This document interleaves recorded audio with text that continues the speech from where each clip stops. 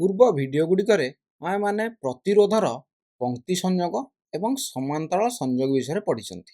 ବର୍ତ୍ତମାନ ଚାଲନ୍ତୁ ଏକ କମ୍ପ୍ଲେକ୍ସ ପ୍ରଶ୍ନ ବା କଷ୍ଟ ପ୍ରଶ୍ନର ସମାଧାନ କରିବା ଏବଂ ଦେଖିବା ଯେ ଆମେ ପଙ୍କ୍ତି ସଂଯୋଗ ସମାନ୍ତରାଳ ସଂଯୋଗକୁ କେତେ ଭଲସେ ବୁଝିଛନ୍ତି। ତେବେ ଚାଲନ୍ତୁ ପ୍ରଥମେ ପ୍ରଶ୍ନଟିକୁ ଦେଖିବା। ପ୍ରଶ୍ନଟିରେ ରେଜିଷ୍ଟର ବା ପ୍ରତିରୋଧ ଗୁଡ଼ିକ କିଛି ଏଇଭଳି ଭାବରେ ଲାଗିଛନ୍ତି। ତେବେ ଚାଲନ୍ତୁ ପ୍ରତିରୋଧ ଗୁଡ଼ିକର ଭ୍ୟାଲ୍ୟୁ ଦେଇଦେବା ତାଙ୍କୁ। ଉପରେ टे 4 ଓମ୍, ତାପରେ 8 ଓମ୍, 16 ଓମ୍, 16 ଓମ୍, 3 ଓମ୍ ଏବଂ ଏଠାରେ ଲାଗିଛି ଏକ 1 ଓମ୍ ଏବଂ ଏଠାରେ କେତେ ଲାଗିଛି? ଏଠାରେ ଲାଗିଛି ମଧ୍ୟ ଏକ 1 ଓମ୍। ବର୍ତ୍ତମାନ ଆମକୁ କ'ଣ ଦିଆଯାଇଛି? ବର୍ତ୍ତମାନ ଆମକୁ ଯେଉଁ ବ୍ୟାଟେରୀ ଲାଗିଛି ତାର ବିଦ୍ୟୁତ ବିଭବର ପାର୍ଥକ୍ୟ ଦିଆଯାଇଛି କେତେ? 20 ଭୋଲ୍ଟ, 20 ଭୋଲ୍ଟ ଦିଆଯାଇଛି। ଏବେ ପ୍ରଶ୍ନଟି ଆମକୁ କ'ଣ ପଚାରୁଛି? ପ୍ରଶ୍ନଟି ପଚାରୁଛି ଯେ ଏହିଠାରେ ଯାଉଥିବା କରେଣ୍ଟ ବା ବିଦ୍ୟୁତ ସ୍ରୋତ ନିର୍ଣ୍ଣୟ କର। ଆମକୁ ଏଇଠାରେ ବିଦ୍ୟୁତ ସ୍ରୋତ ନିର୍ଣ୍ଣୟ କରିବାର ଅଛି। ତେବେ ପ୍ରତି ରେଜିଷ୍ଟରରେ କରେଣ୍ଟ ଅଲଗା ଅଲଗା ଯାଉଥିବ। ଏଠାରେ କରେଣ୍ଟ କିଛି ଅଲଗା ଯାଉଥିବ, ଏଠାରେ କରେଣ୍ଟ କିଛି ଅଲଗା ଯାଉଥିବ, ଏଠାରେ ଅଲଗା, ଏମିତି ପ୍ରତି ରେଜିଷ୍ଟରରେ କରେଣ୍ଟ ଅଲଗା ଅଲଗା ଯାଉଥିବ। ହଁ, ତୁମେ ଏମିତି ଭାବିପାର ଯେ ଦୁଇଟି ଯାକ 16 ଓମ୍ ଅଛି, ତେଣୁକରି କରେଣ୍ଟ ଏଥିରେ ସମାନ ଯିବେ। ମୋ କହିବାର ଅର୍ଥ ହେଉଛି ଯେ ଏଇଠାରେ କରେଣ୍ଟ, ଏଇ ଯେଉଁ କରେଣ୍ଟଟି ଏଠାରେ ଆସିବ, ଏଇଟା ଏଠି ବିଭକ୍ତ ହୋଇଯିବ। ସବୁ ରେଜିଷ୍ଟରରେ ବିଭକ୍ତ ହୋଇକି କରେଣ୍ଟଟା ଯିବ। କିନ୍ତୁ ଏଠାରେ ଗୋଟାଏ କରେଣ୍ଟ ଯିବ, ଯାଇକି ଏଠି ବିଭକ୍ତ ହେବ, ପୁଣି ଏଠାରେ କରେଣ୍ଟ ଗୋଟେ ମିଶିଯିବ, ଏଇଠାରେ ମିଶିକରି ପୁଣି ବ୍ୟାଟେରୀକୁ ସେତିକି କରେଣ୍ଟ ଫେରି ଆସିବ। ତେବେ ଆମକୁ ଏଇ କରେଣ୍ଟଟି ବା ବିଦ୍ୟୁତ ସ୍ରୋତଟିକୁ ନିର୍ଣ୍ଣୟ କରିବାର ଅଛି। ତେବେ ଚାଲନ୍ତୁ ଏଇଟା କେମିତି ନିର୍ଣ୍ଣୟ କରିବା? ଆମେ ଯଦି ଏ ସମସ୍ତ ରେଜିଷ୍ଟର ବା ପ୍ରତିରୋଧୀ ଗୁଡ଼ିକର ସମୂହ ପ୍ରତିରୋଧ ବା ସମତୁଲ୍ୟ ପ୍ରତିରୋଧ କାଢ଼ି ଦେଇପାରିବା, ତାହେଲେ ଏ ସବୁ ରେଜିଷ୍ଟର ବା ପ୍ରତିରୋଧୀ ଗୁଡ଼ିକୁ ହଟାଇ ଆମେ ତା ସ୍ଥାନରେ ଗୋଟିଏ ପ୍ରତିରୋଧ ଲଗାଇ ଦେଇପାରିବା ଏବଂ ଲଗାଇ ସାରିଲା ପରେ ଆମେ ଓମ୍ଙ୍କ ନିୟମ ବ୍ୟବହାର କରିଦେବା, V = I × R। ତେବେ ଚାଲନ୍ତୁ ପ୍ରଥମେ ଏହି ପ୍ରତିରୋଧୀ ଗୁଡ଼ିକର ସମୂହ ପ୍ରତିରୋଧ ନିର୍ଣ୍ଣୟ କରିବା। ତେବେ ପ୍ରଥମେ ତୁମମାନେ ଦେଖ ଯେ ଏଇ ଯେଉଁ 4 ଓମ୍, 8 ଓମ୍, 16 ଓମ୍ ଏବଂ 16 ଓମ୍ ଏଇ ଚାରୋଟି ରେଜିଷ୍ଟର ବା ପ୍ରତିରୋଧୀ କେଉଁଥିରେ ଅଛନ୍ତି? ସମାନ୍ତରାଳ ସଂଯୋଗରେ ଅଛନ୍ତି। ତେବେ ଚାଲନ୍ତୁ ଏ ଚାରୋଟିର ପ୍ରଥମେ ଆମେ ଏଇ ଚାରୋଟିର ଆମେ ପ୍ରଥମେ ସମତୁଲ୍ୟ ପ୍ରତିରୋଧ ବା ସମୂହ ପ୍ରତିରୋଧ କାଢ଼ିବା। ତେବେ ଆମେ ଜାଣିଛନ୍ତି ଯେ ଯଦି ରେଜିଷ୍ଟର ଗୁଡ଼ିକ ବା ପ୍ରତିରୋଧୀ ଗୁଡ଼ିକ ସମାନ୍ତରାଳ ସଂଯୋଗରେ ଥାନ୍ତି, ତାହେଲେ ଆମେ କେଉଁ ସୂତ୍ର ବ୍ୟବହାର କରିଥାନ୍ତି? ଆମେ ବ୍ୟବହାର କରିଥାନ୍ତି 1/R = 1/R1 + 1/R2 + 1/R3 + 1/R4। ଏହିପରି ଯେତୋଟି ରେଜିଷ୍ଟର ବା ପ୍ରତିରୋଧ ସମାନ୍ତରାଳ ସଂଯୋଗରେ ଲାଗିଥିବେ। ତେଣୁକରି ଏଠାରେ ଯେଉଁ 1/R = 1/4, କାହିଁକିନା ଏଠି 4 ଅଛି, ତାପରେ ପ୍ଲସ୍ ଆସିଯିବ 1/8, ତାପରେ ପ୍ଲସ୍ ଆସିଯିବ 1/16, ତାପରେ ପ୍ଲସ୍ ଆସିଯିବ ପୁଣି ଆଉ ଏକ 1/16।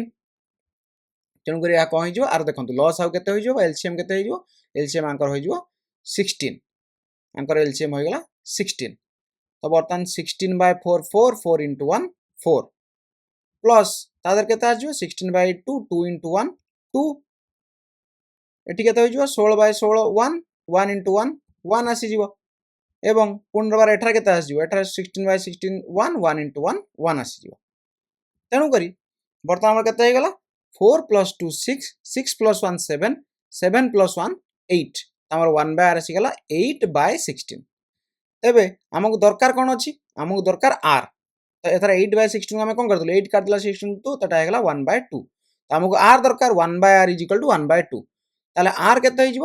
R ହେଇଯିବ 2 ଓମ୍। ତେଣୁକରି ଆମେ ବର୍ତ୍ତମାନ ଏ ଚାରୋଟି ଯାକ ସମାନ୍ତରାଳ ସଂଯୋଗରେ ଲାଗିଥିବା ରେଜିଷ୍ଟର ବା ପ୍ରତିରୋଧୀକୁ ହଟାଇ ତା ଜାଗାରେ ଗୋଟାଏ ପ୍ରତିରୋଧ ଲଗାଇ ଦେଇପାରିବା, ଯାହାର କି ପ୍ରତିରୋଧ କେତେ? 2 ଓମ୍। ତେଣୁକରି ମୁଁ ଚାରୋଟିକୁ ହଟାଇବି ଏବଂ ତାଙ୍କ ଜାଗାରେ ଗୋଟାଏ 2 ଓମ୍ ଲଗାଇଦେଲି। କାହିଁକି? ସେ ଚାରୋଟିର ସମତୁଲ୍ୟ ପ୍ରତିରୋଧ ହେଉଛି ଏଇ 2 ଓମ୍। ତ ବର୍ତ୍ତମାନ ଦେଖନ୍ତୁ ଏ 2 ଓମ୍ ଏବଂ ଏ 1 ଓମ୍ କୋଉଥିରେ ଅଛନ୍ତି? ପଙ୍କ୍ତି ସଂଯୋଗରେ ଅଛନ୍ତି। ଏବଂ ଆମେ ଜାଣିଛନ୍ତି ଯଦି ପଙ୍କ୍ତି ସଂଯୋଗରେ ଥାନ୍ତି, ତାହେଲେ ଏ ଦୁଇଟିର କ'ଣ ହେଇଯିବ? ମିଶିଯିବ।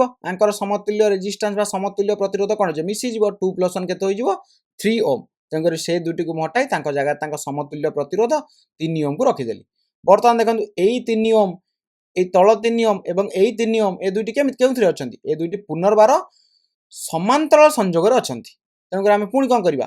1/R = 1/R1 + 1/R2।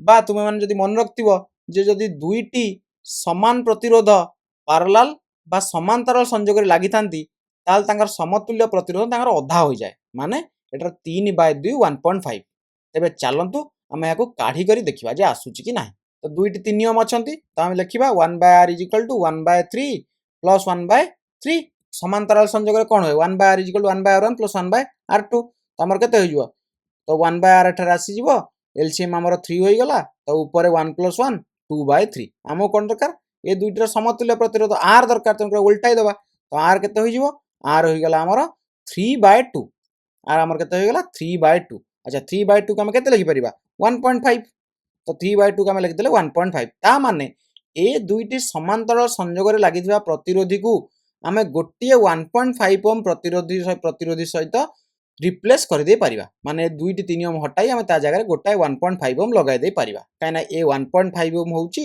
ए दुईटी तीन ओम रे समांतराल संयोग रे लागिथिबा ए जो तीन ओम रो समतुल्य बा इक्विवेलेंट रेजिस्टेंस तो तणतु से तीन ओम दुईटी को हटाई ता जगह केते लगे देले 1.5 ओम बर्तमान देखंतु ए 1.5 ओम एकम ए 1 ओम केउथि अछंती पंक्ति संयोग रे तेनु करी पंक्ति संयोग रे केमिति जानले देखो दुईटी जांकर करेंट बा विद्युत स्रोत समान अछि पंक्ति संयोग रे विद्युत स्रोत समान होइता तेनु करी हमें कोन कले दुईटी पंक्ति संयोग रे कोन होय समतुल्य रेजिस्टर पे हमें ऐड कर दियंतु बा मिसाई दियंती तो केते होय जो 1.5 ओम + 1 ओम दा होय जो 2.5 ओम तेनु करी म दुईटी को हटाई ता स्थान रे 2.5 ओम लगाई देई पारिबी तो मु कोन कली ए दुईटी स्थान रे 2.5 ओम लगाई देबी एठी 2.5 ओम लगाइबी तो बर्तमान हमर इक्विवेलेंट सर्किट बा एई परिपथ रे एक इक्विवेलेंट परिपथ हम एटारे बनाइले बैटरी रो विद्युत विभव पार्थक्य तला 20 वोल्ट लगाई देले एवं ये जेतेक भी रेजिस्टर थिला समतंकर समतुल्य रेजिस्टेंस बा समूह प्रतिरोध केते बारला 2.5 ओम तेनु करी स्थान लगाई देले 2.5 ओम बर्तमान हम कोन दरकार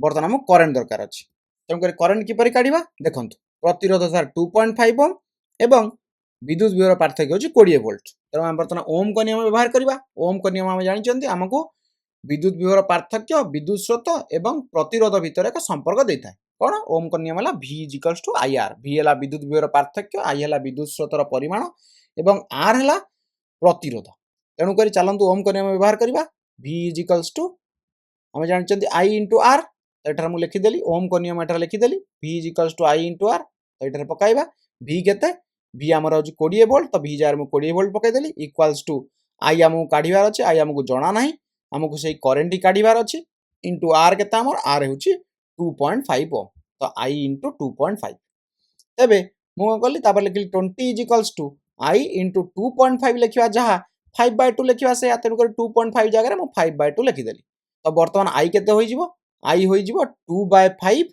* 20 काहे ना 2/5/2 पड़थिला सेपुडु गले केते हो गेला 2/5 * 20 तो 5 काटिबो 20 केते 4 2 * 4 केते हो गेला 8 एम्पियर तो हमको करंट मिली गला केते करंट मिली गला 8 एम्पियर ता माने ए परिपथर एही स्थान देई केते करंट बा केते विद्युत स्रोत प्रवाहित हेबो 8 एम्पियर 8 एम्पियर विद्युत स्रोत प्रवाहित हेबो तेनु करी हमें संपूर्ण प्रश्नटी को समाधान करी करंट बा विद्युत स्रोत काढी देले जहा गेला केते 8 एम्पियर बा 8 एम्पियर